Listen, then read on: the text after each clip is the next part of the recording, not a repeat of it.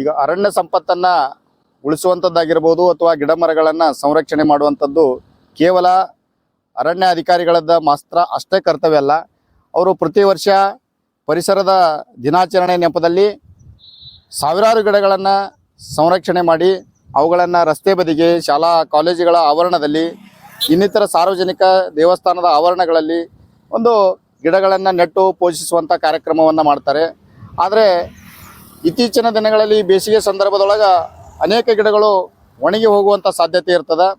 ಆ ನಿಟ್ಟಿನೊಳಗೆ ನಮ್ಮ ಅಥಣಿ ತಾಲೂಕಿನಲ್ಲಿ ಒಂದು ಪ್ರಾದೇಶಿಕ ಅರಣ್ಯ ಇಲಾಖೆ ಅಧಿಕಾರಿಗಳು ಇವತ್ತು ರಸ್ತೆ ಬದಿಗೆ ಇರ್ತಕ್ಕಂಥ ಗಿಡಗಳಿಗೆ ಒಂದು ನೀರನ್ನು ಉಣಿಸುವ ಮೂಲಕ ಅವುಗಳನ್ನು ಸಂರಕ್ಷಣೆ ಮಾಡುತ್ತಾ ಇರ್ತಕ್ಕಂಥ ಕೆಲಸ ಅತ್ಯಂತ ಶ್ಲಾಘನೀಯ. ಈ ನಿಟ್ಟಿನೊಳಗೆ ಬರೀ ಅವರೊಬ್ಬರೇ ಮಾಡಿದರೆ ಆಗೋದಿಲ್ಲ. ನೆರೆಹೊರೆಯ ಒಂದು ರೈತರು ಕೂಡ ತಮ್ಮ ಬೆಳೆಗಳಿಗೆ ನೀರು ಉಣಿಸುವಂಥ ಸಂದರ್ಭದೊಳಗೆ ಇಲ್ಲಿ ಗಿಡಗಳನ್ನು ಕೂಡ ಸಂರಕ್ಷಣೆ ಮಾಡಲಿಕ್ಕೆ ಮುಂದಾಗಬೇಕು. ಮತ್ತು ವಿಶೇಷವಾಗಿ ಕುರಿ ಮೇಯಿಸುವಂಥವರು ಮತ್ತು ದನಕರಗಳನ್ನು ಬಿಟ್ಟು ಈ ರಸ್ತೆ ಬದಿಗೆ ಮೇಯಿಸುವಂಥವರು ಈ ಗಿಡಗಳಿಗೆ ಒಂದು ಹಾನಿಯಾಗದ ನಿಟ್ಟಿನೊಳಗೆ ಅಥವಾ ದನಕರುಗಳು ಆ ಗಿಡಗಳನ್ನು ತಿನ್ನದೇ ಇರುವಂಥ ನಿಟ್ಟಿನೊಳಗೆ ಅಲ್ಲಿ ಒಂದು ಸಂರಕ್ಷಣೆ ಮಾಡಲಿಕ್ಕೆ ಸಹಕಾರವನ್ನು ನೀಡಬೇಕು ಅಂತೇಳಿ ಈ ಮೂಲಕ ಕೇಳ್ಕೊಳ್ತಾ ಇದ್ವಿ.